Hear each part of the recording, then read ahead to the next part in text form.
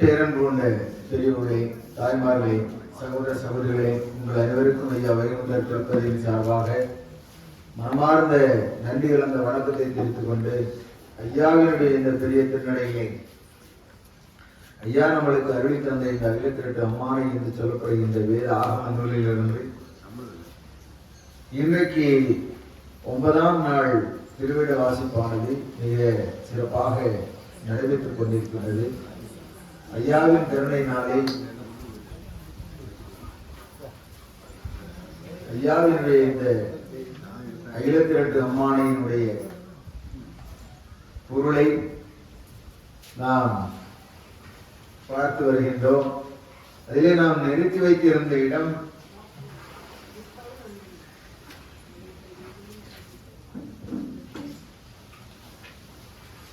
எம்பெருமான் எல்லா பிறவிகளையும் பூமிக்கு பிறவி செய்ய அனுப்பிவிட்டு மேல் நடப்பு என்ன, இனிமேல் நாம் என்ன செய்ய வேண்டும் என்று சொல்லி சிவபெருமானிடத்திலே கேட்கிறார்கள்.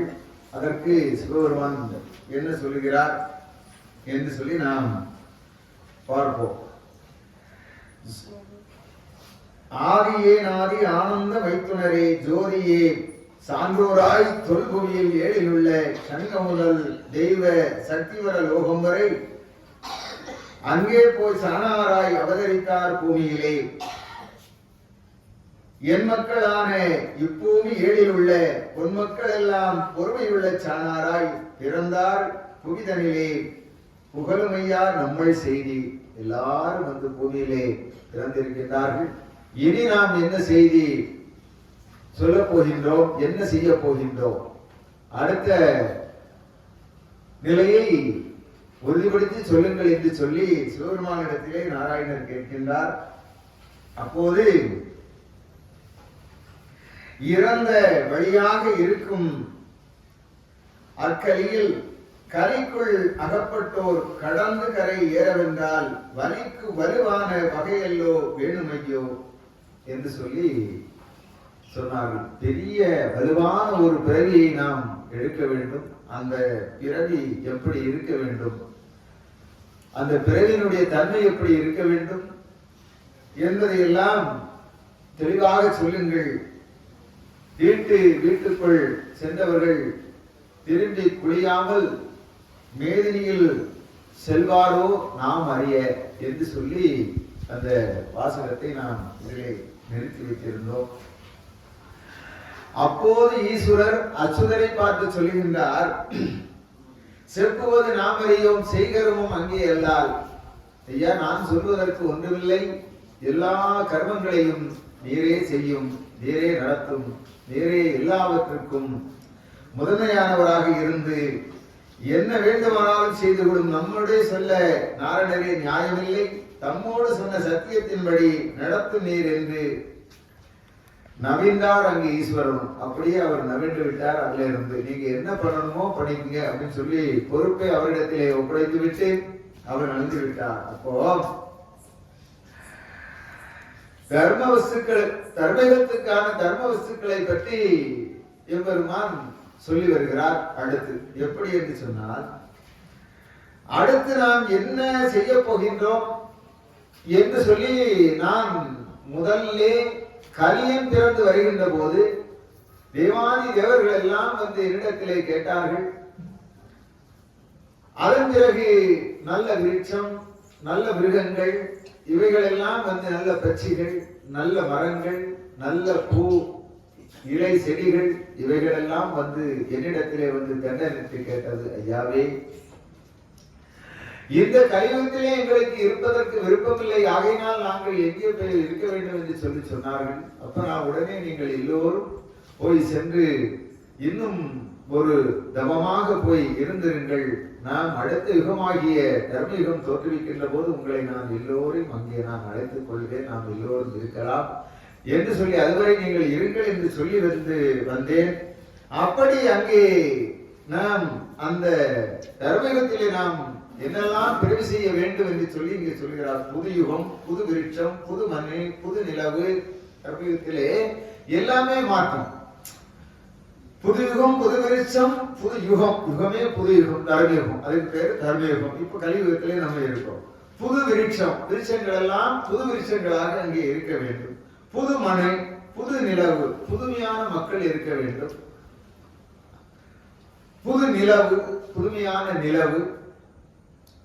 நெறிவிசத்தில் இல்லாத நெஞ்சிலங்கும் பதியும். பதி அப்படியே சிறப்போடு அங்கு இருக்க வேண்டும், நீதத்தோடு இருக்கின்ற பதியாக இருக்க வேண்டும். புது வாயு, புது காற்று, புது வருணன், புதுமையான மழை, புது முகில், புது மதியம், சந்திரன், சூரியன், புது மிருகம், புதுமையான மிருகம், புது பறவை, புது ஊர்வலங்கள், எல்லாமே புதுமையாக இருக்க வேண்டும் அங்கே. அப்ப அங்கே அப்படி இருக்க வேண்டும் என்றால் இங்கே எல்லாம் முதலில் தவசி இருந்து இறைவனிடத்திலே போய் சேர்ந்து அங்கே அப்படி அவர் படைப்பார். மாற்றி அவர் எல்லாத்தையும் நன்மையாக படைக்கின்றார். இங்கே இருப்பது போல படைக்காமல் அங்கு நன்மையாக படைக்கிறார். இருக்கிறது எல்லாம் தான் படைக்கப் போகின்றார். இப்படியே உள்ள முறை கேளும் ஈஸ்வரரே, நான் இப்படி அங்கே இருக்க வேண்டும் என்று நான் நினைக்கிறேன். என் மனசிலே அந்த நினைப்பு தோன்றுகிறது. அதனாலே அந்த யுகம் அப்படி இருக்க வேண்டும். துரியோதனனை செய்து கலிவரும் முன்னாக பதிரங்கம் மேவி பள்ளி கொண்டு நான் இருந்தேன். துரியோதனனை வெற்றி கொண்டு ஒரு கதையை சொல்லுகிறார். சிவபெருமானிடத்திலே அந்த கதையை சொல்லுகிறார், நடந்த கதையை சொல்லுகிறார். நான் அங்கே பள்ளி கொண்டு இருக்கின்ற போதே ஸ்ரீரங்கம் மீதில் சிறந்திருக்கும் அப்போது நீதங்கட்ட களி நீநிலத்தில் வந்ததினால் இந்த மோசமான நீச கலியன் இந்த பூமியிலே வந்தான். அப்போது நீதநெறி மார்பங்கள் நிசமான தான தர்மம் சத்தமுள்ள வெள்ளை யானை தலையறிந்து கொண்டதும் வெள்ளானை வெண்குயில் வெண்புறா வெள்ளமீல் கள்ளமிதா வெஞ்சாதை கடிய பிற வெண்கருணன் நல்ல அனுமன் நாடும் காண்டாமிருகம் வெள்ள அணிகள் வளரும் பெண் காக்கைகளும் ஆணியோடு சிங்கம் ஆனை இராஞ்சி புள்ளும் வேலிசைமான் வெண்கலைமான் வெண்புழு வெண் அணில்கள், இப்படி வெள்ளை உள்ளம் கொண்டவர்களை பற்றி சொல்லுகிறார் ஐயா. வெண்கொட்டா நல்ல வெள்ளை நிறம் கொண்ட வெள்ளை உள்ளம் கொண்ட பசு வெண்கட்டா. வெண் போத்து, போத்து என்று சொன்னால் எருது மாடு, போத்து என்று கேரளா பாசது போத்துன்னு சொல்லுவாங்க. வெண் போத்து, வெண் தோகை, வெண் பறவை, வெண்புறா பட்சி, பலமிருகம், ஊர்வனங்கள், ஊரிலே ஊர்ந்து திரிகின்ற அந்த ஊர்வனங்கள் எல்லாம் புத்தி அறிவோடும் புவனமதை விட்டேகி, புத்தி அறிவோடு அவர்கள் என்ன பண்ணாங்கன்னா அவைகள் எல்லாம் இந்த புவனத்தை விட்டு கலி வந்தவுடனே அந்த புவனத்தை விட்டு அப்படியே வெளியே கிளம்புதுங்க. அதுக்கு அப்படியே வெளியே கிளம்பி கானக மண்ணிலே நடந்து கதறி எண்ணெய் வருத்தி மானமாய் நின்று வருத்தி தவம் புரிந்தார்.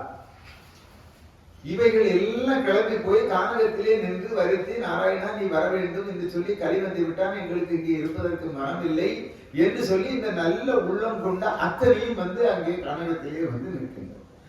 அப்போது ஆனதால் ஊர்வலத்தில் 5 தலை வெண் சாலை ஈனமெல்லாம் மிருகம் ஏற்ற வெள்ளை கற்றார் வெண் ஆடை வெளி வெண்மூர்த்தி வெண் மிருகம் வெண்பச்சியான மேல்பச்சி ஆனதிலே பொன்பச்சி வெண்பச்சி பூணு நிறத்தின் பச்சி தென்பச்சியான பட்சி செந்தாமரையின் பச்சி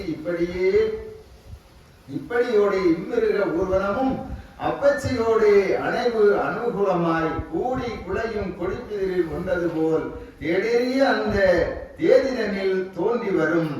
இப்படி அந்த அவைகள் எல்லாம் நான் அங்கே கொஞ்ச நாள் தவசுக்கு நீங்கள் நெல்லுங்கள் என்று சொல்லி அங்கே சொல்லி வந்திருந்தேன். அவைகள் எல்லாம் அங்கே தேடி வரும் என்று சொல்லார்கள்.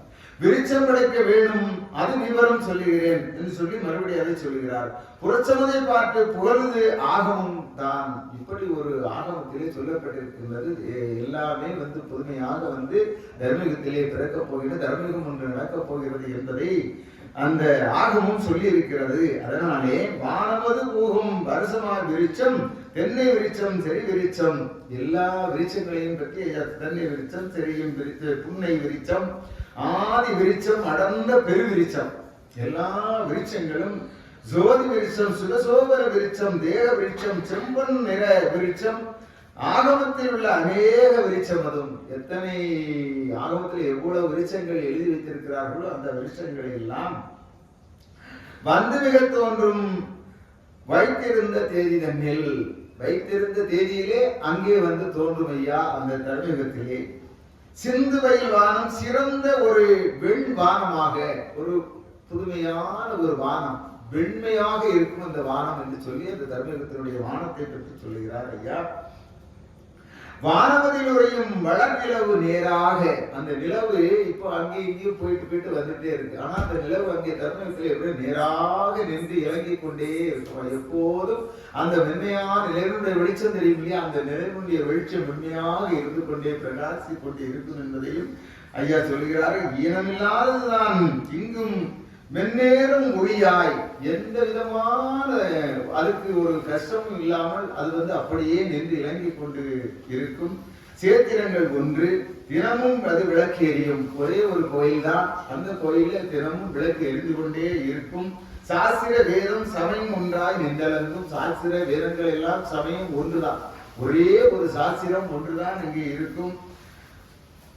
வாயுவே பூ போல் மலரெடுத்து வீசி நிற்கும். காற்றுவானது பூ போலே மலரெடுத்து கொண்டு வீசிக்கொண்டு நிற்கும் அந்த ஆலயத்திலே. ஆயும் கலைத்தமிழும் அறிவொன்று போல் பரவும். ஆயும் கலை தமிழும், அந்த தமிழ் மட்டும்தான் அங்க இருக்கும் மொழியில. எல்லா மொழிகளுக்கும் எல்லா மொழிகளும் அங்கு இருக்காது. எல்லா கலைகளுக்கும் தமிழ் மொழி மட்டும்தான் ஒன்றாக இருக்கும். ஆயும் கலை, நாய்களை 64 என்று சொல்லுவாங்க, எல்லாத்துக்கும் தமிழ் தான் இருக்கும் அப்படி என்று சொல்லி ஐயா சொல்லுகிறாங்க. நம்மொருவோர் தர்மபதியை நாடு மிக தழைத்து நிற்கும். நம்முடைய மக்கள் தர்மபதியிலே தழைத்து நாள்தோறும் வாழ்ந்து கொண்டிருப்பார்கள். தம்மனோர் போலே தழைத்திருக்க வாழ்வார்கள். ஒக்க ஒரு இனம் போல் உகந்து வாழ்வார்கள். எல்லோரும் ஒற்றுமையாக ஒரே இனம் போலே, இங்கு இருப்பது போலே 18 சாதி 20 சாதி இல்லாமல் ஒக்க ஒரு இனம் போல் எல்லோரும் ஒன்றாக வாழ்ந்திருப்பார்கள். மிக்க திருச்சாதி மேல்சாதி சான்றோராய் இருப்பார். வயது எண்ணிலக்கில்லாதபதி, எவ்வளவு காலம் எண்ணி முடியாது, அந்த அளவுக்கு அவ்வளவு காலம் அவர்கள் வாழ்வார்கள் என்று சொல்லி, பருப்பார் வளமும் பாலும் மிக அருந்தி, சந்தோஷமாக பாலும் பழமும் அருந்தி இருப்பார்கள். புண்ணியம் உள்ளவராய் பூமியிலே ஆண்டிருப்பார்கள். அவர்கள் புண்ணியம் உள்ளவர்களாக அந்த பூமியிலே ஆண்டிருப்பார்கள். மண்ணெல்லாம் தர்ம வயல் போல் விளைந்திருக்கும். அங்க எப்படி இருக்கா, மண்ணெல்லாம் தர்ம வயல் போல் விளைந்திருக்கும். தர்மபுரியில் உள்ள தண்ணீர் கலக்கியானும் நன்மை வெள்ளம் காட்ட நாடும் கருணை வெள்ளம். அப்படி அந்த வெள்ளம் அப்படி அவ்வளவு அழகா கருணையா இருக்கும் அந்த தர்மயுகத்தில், அப்படி இருக்கும் என்று சொல்கிறார். இப்படியே தர்மபதி ராஜ்யம் உண்டாக்கி வைத்து செப்பரிய பொன்பதிகள் திட்டித்து வைக்க வேண்டும். இப்படி ஒரு ராஜ்யம் உண்டாக்கி அங்கே அந்த பதிகளை நாம் நிச்சயித்து வைக்க வேண்டும் என்றும் எப்படி நினைக்கிறார், எப்படி இருக்கணும் அடுத்த யுகம் அப்படின்னு சொல்லி அப்படி ஒரு மனதில் அப்படி நினைக்கிறார். முன்னமே எந்தனுக்கு உகந்த துவரையும் பதியில், முன்னாலே அவர் இழுத்த அந்த பதி இருந்த இடம் துவரையும் பதி இருக்கு இல்லையா, அது எங்க இருக்கு, இப்ப கடலுக்குள்ளே இருக்கு, எடுத்து வச்சு மறைச்சு வச்சிருக்காங்க. அந்த பதி துலங்கும். அந்த பதியில தான் எல்லாரும் தானமுடன் சான்றோர்களுக்காக அமைத்து வைத்த பதி. கடைசியில் ஒரு பதிதான் இருக்குதப்பா கடலுக்குள்ளே, துவரையும் பதியதுதான், துலங்கும் பதியதுதான். அதுதான் கர்மயுகத்துக்கு பதியாக துலங்க போகின்றது. கடலுக்குள்ளே இருக்கிறது எம்பெருமானுடைய திருப்பதி. அந்த ஒரு பதிதான் கடைசியிலே மிஞ்சு. மற்றதெல்லாம் ஒன்று பண்ணி வச்சது எல்லாமே அழிந்து போகும் என்று சொல்லி ஐயா சொல்றாங்க. அடுத்து, இப்படியே தர்மபதி ராஜ்யம் ஒன்று ஆக்கி வைத்து செப்பரிய பொன்பதிகள் திட்டித்து வைக்க வேண்டும். முன்னமே எந்தனுக்கு உகந்த துவரையும் பதியில் பொன்னம் பதியும் பெரிய தங்கப்பதியும். அந்த பதியில என்னதெல்லாம் இருக்கான், பொன்பதி போல் இருக்கிறதா, தங்கப்பதி போல் இருக்கிறது என்று சொல்கிறார். உண்டுதான் அப்பதியும் உவரிக்குள் இருக்குது. எங்க இருக்கு, உவரினா கடல், கடலுக்குள்ளே இருக்கிறது என்று சொல்லி சொல்றாரு. கண்டு உள்ளார்கள் களிமாசு கொண்டவர்கள். என்ன சொல்றாரு, இதை கண்டு உள்ளார்கள் களிமாசு கொண்டவர்கள். இந்த கலிக்குள்ளே அகப்பட்டவர் களிமாசு கொண்டவர்கள் அந்த தர்மயுகத்தையும் கண்டு கொள்ள மாட்டார்கள், எப்படியும் அங்கே வரமாட்டார்கள் என்று சொல்லி ஐயா இந்த இடத்திலே சொல்லுகிறார்கள். ஆனதால் அப்பதிதான் ஆகுவது மக்களுக்கு, எந்தனுடைய மக்களுக்காகத்தான் அந்த பதி தானமுடன் அங்கே அமைக்கப்பட்டிருக்கிறது என்று சொல்லி, தானமுடன் அமைக்க தர்ம சாஸ்திரத்தில் ஒத்திருக்கு. தர்மசாஸ்திரத்திலே இதுதான் சொல்லப்பட்டிருக்கின்றது என்று சொல்லி ஐயா இதை விளக்கமாக விவரமாக சொல்லுகிறார். அடுத்து, அந்த தர்மபதியை கண்டவர்களுக்கு என்னென்ன பலன் என்பதை சொல்ல. தர்ம புவி கண்டு தான் இருக்கும் மக்களுக்கு, அந்த தர்மபதியை கண்டு இருக்கக்கூடிய மக்களுக்கு வரமும் இல்லை, நோவும் இல்லை, மரணம் இல்லை, தானம் இல்லை, வறுமை இல்லை. நோய் இல்லை. அது ரெண்டு இருந்தாலே போதும். மெயின் அதான் இல்லையா? வறுமை இல்லை, நோவில்லை, மறதி விலை தானம் இல்லை, இடைச்சாக்காடு கிடையாது. மறதி வினை என்பது இடைச்சாக்காடு, அந்த இடைச்சாக்காடு கிடையாது. அப்படி இருக்கிறார்கள். நம்மிடத்தில் எல்லாம் நாட்டில் கணக்கும் இல்லை, எல்லா கணக்கும் என்னிடத்தில் தான் இருக்கு, வேற யாருக்கிட்டையும் அங்கே கணக்கு கிடையாது. வேற கணக்குகள் எல்லாம் வேற யாருக்கிட்டையும் கிடையாது. ஆனா கணக்கு புத்தகத்துல எல்லாம் மாறாட்டம் பண்ணிடுவான் அப்படிங்கிறதுக்காக அங்க அவர் என்ன பண்றாரு, அவரே எல்லா கணக்கையும் அங்கேயே வச்சுக்கிறாரு, அவரே வச்சுக்கிறாரு. நம்மிடத்தில் எல்லா கணக்கும், நம்மிடத்தில் எல்லாம் நாட்டில் வேற கணக்கே கிடையாது, வேற கணக்கே கிடையாது. அவர்கிட்ட தான் எல்லா கணக்கும் தர்மபதி ஆசிரியருக்கு. இப்படி சாஸ்திர வேதம் சமயம் போதித்து அருளி, சாஸ்திர வேதத்துக்கு தகுந்த மாதிரி ஒரு சமயத்தை நான் போதித்து அருளுவேன். அப்படி ஒரு சமயம் அங்கே சமயம் என்று சொல்லி சொல்லுகிறார். அடுத்து சேத்திர விவரிப்பு உரைக்க செல்ல நம் மனுவோர். சேத்திர விவரிப்பு, நம்ம அந்த உச்சி படிப்பு இந்த மாதிரி எல்லாம் படிக்கிறோம்ல, இதெல்லாம் நான் அவங்களுக்கு புத்தியாக சொல்லிக் கொடுப்பேன் அப்படி என்று சொல்லி அது தனியாக இருக்கும் என்று சொல்லி ஐயா சொல்றாங்க. காலனும் சித்திர கணக்கனும் பெண்களுக்கு ஏலமாக தவசு இடராக நிற்கிறான். காலன் யமன் தூதனுக்கு நேற்றுக்கு நம்ம பார்த்தோம்னு நினைக்கிறேன். அந்த எக்கான துர்க்கை யமனை கொல்ல வேண்டும் என்று தவசு நிற்கிறார். ஒரு பெண்கொடியானவள் காலனை கொல்ல வேண்டும் என்று தவசு நிற்கின்றாள். இப்படி ஒருத்தர் அங்கே தவசு நிற்கிறார்கள். ஆனதால் அவர்கள் அழிந்து விட்டு போவார்கள் என்பதை இந்த இடத்துல ஐயா சொல்றார். ஏலவே தவசு இடராக நிற்கிறார்கள், ஆனதால் அவர்கள் அழிவாகி போகும் ஐயா. அவர்கள் என்ன ஆவாங்க, அங்கே அவங்களுக்கு வேலை இல்லை. அப்ப கணக்கு யார்கிட்ட இருக்கு? சித்திரர்கிட்டையும் கணக்கு கிடையாது, புத்தர்கிட்டையும் கணக்கு கிடையாது, சித்திரபுத்தர்கிட்ட கணக்கு கிடையாது, யமன்டையும் கணக்கு கிடையாது. கணக்கெல்லாம் யார் வச்சிருக்கா? இறைவன் மட்டுமே கணக்கு அவ்வளோத்தையும் அவரே வச்சுக்கிட்டார் அந்த தர்மயுகத்துல. ஊன கிரகம் 9 பெண்களையும் அழித்து ஒன்றதுக்குள் அருள் கொண்டு இருக்கிறான். ஊனக்கிரகம் 9, ஞாயிறு, திங்கள், செவ்வாய், புதன், வியாழன், வெள்ளி, சனி, பாம்பு 2 ஆசுரு நல்லதல்ல, அவை நல்ல அடியாரவருக்கு மிகவே சொல்லி ஞானசம்பந்த பெருமான் பாடுவார் கோளறு பதிப்பகத்திலே. அப்படி அந்த 9 கோள்களுக்கும் அங்க வேலை இல்லை. எனக்கு அந்த கோள் பிடிச்சிருக்கு, எங்களுக்கு இந்த சனி பிடிச்சிருக்கு, அது பிடிச்சிருக்கு, இது பிடிச்சிருக்குங்கிற வேலையெல்லாம் அங்கே இல்லை. எல்லாமே முடிஞ்சு போகும். இந்த 9 கோளும் என்ன ஆகுது, இங்கேயோட முடிவாக போகுது. தர்மயுகத்திலே அந்த 9 கோள்களும் இல்லை என்று சொல்லி ஐயா சொல்லுகிறார். அழித்து ஒன்றதற்குள் அருள் கொண்டு இருக்கிறான், அவையெல்லாம் அழித்து ஒன்றாக நிற்கும் அப்படி என்று சொல்லி ஐயா சொல்லுகிறார். இந்த 9 இருக்காது, 9 கோள்களும் இருக்காது என்று சொல்லி ஐயா சொல்லுகிறார். அடுத்து முன்னூலின் சாஸ்திர முறையெல்லாம் தப்ப வைத்து, முன்னூல் சாஸ்திரத்தில் உள்ளதெல்லாம் தப்ப வச்சிருக்காரு. ஏன்னா இங்க சாஸ்திரங்கள் வேதம் என்ன சொன்னாங்க, பூரண வேத நூலும் புராணமும் ஆகமங்கள் சாரமும் கெட்டு போச்சு சொன்னாங்களா. அப்ப அதெல்லாம் என்ன பண்றாரு, எல்லாம் ஒதுக்கிறார்.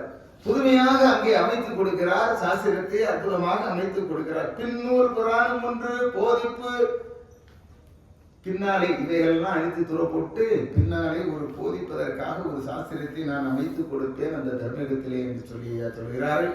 இந்தப்படி நான் நிச்சயத்தை இருப்பதினால் அந்தப்படி உள்ளதெல்லாம் ஆகும் அந்த தேவையிலே. இப்படி நான் நிச்சயத்தை இருக்கிறேன். சிவபெருமான் சொல்றார், பெருமான் ஆராய்ச்சி மூர்த்தி சொல்றார், இப்படி நான் நிச்சயித்திருக்கேன் ஐயா. இந்த உலகத்தை அழித்த பிறகு ஒரு தர்மயுகத்திலே நாம் இப்படியெல்லாம் வாழ வேண்டும் என்று சொல்லி நான் நிச்சயத்திருக்கிறேன். என் மனசுக்குள்ளே அப்படி இருக்கிறது. அதனாலே இதெல்லாம் நாம் செய்ய வேண்டும். அதற்கு முன்னாலே என்னெல்லாம் நாம் செய்ய வேண்டுமோ அதெல்லாம் நாம் செய்ய வேண்டும் என்று சொல்லி சிவபெருமானிடத்திலே இதை சொல்ல, அதற்கு முன் நாம் அமைப்பதெல்லாம் அமைத்து அதுக்கெனவே பார்ப்போம், கலியை அழிப்பதற்கு என்று விசாரித்து இருக்கின்ற நாளையிலே. அப்படி என்ன கலி அழைப்போம், இது சரி, இது நம்மளுக்குள்ள எண்ணத்துல தோணி இருக்கு, நம்ம இப்படி ஒரு யுகத்தை படைச்சு நம்ம பெரிய லெவல்ல இருக்கணும், அப்படிங்கக்கூடிய ஒரு நல்ல யுகத்தை படைச்சு அங்க இருக்கணும் அப்படின்னு சொல்லி ஒரு மனசுல எண்ணங்கள் இருக்கிறது. அந்த எண்ணத்தை வைத்துக் கொண்டு அடுத்து கலியை அழிப்பதற்கு உள்ள வழி என்ன, அதை இனி பார்ப்போம் என்று சொல்லி பார்க்கிறார்கள். அடுத்து பார்த்த உடனே அடுத்த செய்ய வேண்டிய வேலையை துரிதமா செய்யணும். ஏன்னா கலியுகத்தை அழிக்கணும், துரிதமாக இந்த வேலைகளை செய்ய வேண்டும் என்று சொல்லி அடுத்தால என்ன செய்யணும், அந்த சப்தகன்னிமார் கருணை, அவங்க 7 மக்களையும் பெற்று போட்டு விட்டு காட்டிலே போய் கடுமையான தவசு நின்றார்கள் அல்லவா. அவர்கள் அவர்களுடைய தவத்துக்கு உறுதி கொடுக்க வேண்டும், தவத்தை நிறைவேற்ற வேண்டும் சொல்லி நினைக்கிறார்கள். நினைத்த உடனே தாயாகிய பராசக்தி அம்பிகை சொல்லுகின்றால், என்ன சொல்லுகிறார் பாருங்க. நின்ற தவத்தின் நிலை அறிந்து நந்தனிய கன்னியர்கள் நாடும் தவத்தரிமை பார்த்து பார்த்தன் தவமதிலும் 12 கூட உண்டு. பார்த்தனுடைய தவம் 5.5 ஆண்டுகள் பார்த்தனாகிய அந்த நம்ம பஞ்சபாண்டவர்களே அர்ஜுனன் பார்த்தன் கடுமையான தவம் 5.5 ஆண்டுகள் நின்றான் பாசுபதாசுரம் இறைவனிடம் வாங்குவதற்காக. அந்த தவத்திலும் 2 கட்டியாக, அப்ப 2ன்னா என்னது 10-16 வருஷம் வச்சிருக்கேன். அப்படி ஒரு கெட்டியாக கடுமையான தவத்தை புரிந்து கொண்டு இருக்கின்றார்கள். அப்படி இருக்கக்கூடிய அவர்களுடைய தவத்தை நாம் பார்த்து அவர்களுக்கு வரம் கொடுத்து அனுப்ப வேண்டும் என்று சொல்லி யார் நினைக்கிறார்?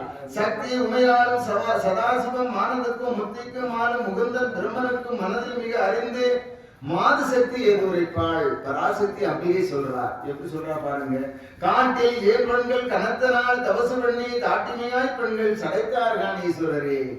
ஈஸ்வரரே 7 பெண்கள் காட்டிலே கடுமையான தவம் இருந்து சடைத்து இருக்கிறார்கள். ஆகையால் அங்கே போய் நாமல் அவர் தவசு பார்ப்போம் என்றார்.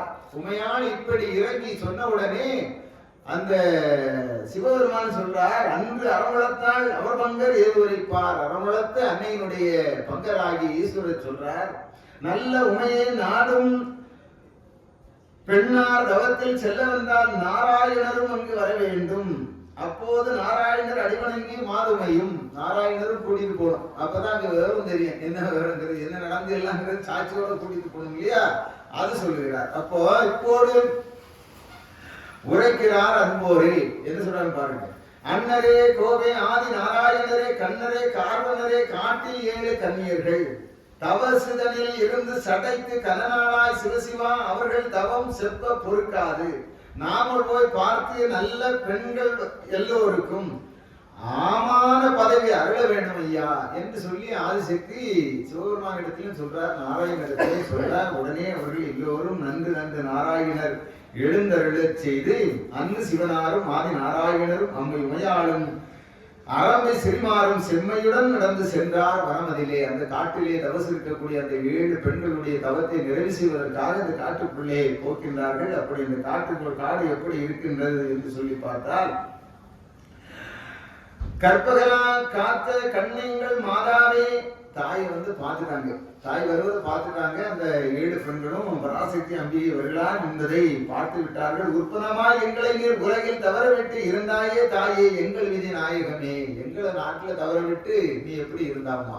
உங்களுக்கு தானே நான் பணியோட பண்ணிட்டு இருந்தோம். நாங்க 7 பேரும் இளந்தோறும் நாங்கள் அந்த சுனையிலே நீராடி கங்கையை திரட்டி கையிலே எடுத்துக்கொண்டு உன்னுடைய தலைமீதும் ஈஸ்வருடைய தலைமீதும் விட்டு உங்களுக்கு பணிவிடைகள் தானே செய்து கொண்டு இருந்தோம். எங்களை விட்டு நீ ஏன் தனியாக இருந்தாய் தாயே என்று சொல்லி அந்த தாயை வாழ்த்துகிறார்கள். இருந்தாமல் வாடினவங்க அறம் இல்லாதவங்களை போல், அறம் இல்லாதவன் எப்படி இருக்கிறானோ அப்படி நாங்கள் வாடி இருந்தோம் என்று சொல்லி சொல்லுகிறார்கள். காத்திருந்தோம் எங்கிருந்தோம் எங்களுடைய கட்டளைய பார்த்திருந்த நியாயம் என்ன? எங்களுடைய பார்வதியே, எங்களுடைய கற்பு அழிவதற்கு நீ பார்த்து இருந்தாயா? அதனுடைய நியாயம் என்ன என்று சொல்லி கேட்கிறார். எந்நேரம் ஈஸ்வரருக்கும் என்னம்மை உந்தனுக்கும் சொன்ன பணிமறந்து சொல்லப்பி நின்றோமோ. அம்மா, நீங்களும் உங்களுடைய கணவராகிய ஈஸ்வரருக்கும் நீங்கள் சொன்ன பணியை நாங்கள் மறந்து ஏதாவது தெரியாமல் வேற ஏதாவது செய்து விட்டோமா என்று சொல்லி கேட்கிறார்கள். ஈஸ்வருடைய சட்டம் நாங்கள் மிக அறிந்து தேசமதில் வரவே சிந்தை இறைச்சித்துண்டோ. நாங்கள் ஈஸ்வருடைய பதத்தை மறந்து வேற ஏதாவது நாங்கள் இச்சைகளுக்கு அகப்பட்டோமா என்று சொல்லி அவர்கள் கேட்கின்றார்கள். அப்போ கற்பனையை மறந்தோமோ, காராவை கொன்றோமோ, ஈஸ்வருடைய கற்பனை இல்லாமல் நான் மறந்து போனோமா? காராம் பசுவை ஏதாவது நாங்கள் கொண்டு விட்டோமா? அற்புதவே தாயே அடியார் தங்களுக்கு என்று கண்ணி எல்லாம் இப்படியே தான் உரைக்கு அன்று அறமுடைத்தாள் அம்மை மனது இறங்கி. தாயார் மனது இறங்குறாங்க. எல்லோரும் அங்கதான் நிற்கிறாங்க. ஆனா தாயாரதே இவ்வளவு பேசுறாங்க. ஏன்னா அவங்க தாய்மார் இல்லையா, தாயார் மேலதான் பற்று இருக்கும். அப்படி தாயை வணங்குகிறார்கள். நல்லதுதான் பெண்களே, நியாயம் எல்லாம் உரைப்போம் என்று சொல்லி, சரி பெண்களை நீங்க செய்தே சரிதான், நான் நியாயத்தெல்லாம் உங்களுக்கு சொல்றேன் இருங்க அப்படின்னு சொல்லி வல்ல சிவனாரோடு அந்த சிவபெருமானோடு சொல்லுகிறார், தவத்தை நிறைவேற்றி தாருளானால் ஏழுவரையும் அகத்தே வரவழையும் ஆதியே என்று உரைத்தார். அப்போ அங்க என்னெல்லாம் இருக்கு, எப்படி தவம் இருக்கு? ஆலமரம் எல்லாம் முளைத்து புற்றெல்லாம் மூடி அதிலே சிங்கம் கரடி புலி எல்லாமே சுத்தி வந்து புறாக்கள் பறவைகள் எல்லாமே சுத்தி வந்து அப்படியே மூடி இருக்கிறது. அப்படிப்பட்ட ஒரு இடமாக இருக்கிறது. அது உடனே கொப்போடு சூழ்ந்து நின்ற குடையெல்லாம் உதிர்த்தி கொப்போடு சூழ்ந்து நிற்குது. எல்லாம் மூடி இருக்காங்க, உள்ள இருக்காங்க. அப்ப எல்லாத்தையும் அகற்றினார் சிவபெருமான். எல்லாத்தையும் அகற்றி சிறை ஏற்றி பெண்களையும் சிவனார் வரவழைத்து எல்லாத்தையும் அகற்றி விட்டு உடனே அந்த பெண்களை எல்லாம் வரவழைக்கிறார். வெளியே வந்து முடவார் மறையொத்த மூவரையும் சந்துச்சியாக தாழ்ந்து நமஸ்காரம் விட்டு கனக திரவிய கப்பல் கரை சேர்ந்தார் போலே நிறைய திரவியங்களை கொண்டு வருகின்ற கப்பல் எப்படா எவனாவது வழியில வந்து மறைச்சிருவானோ போய்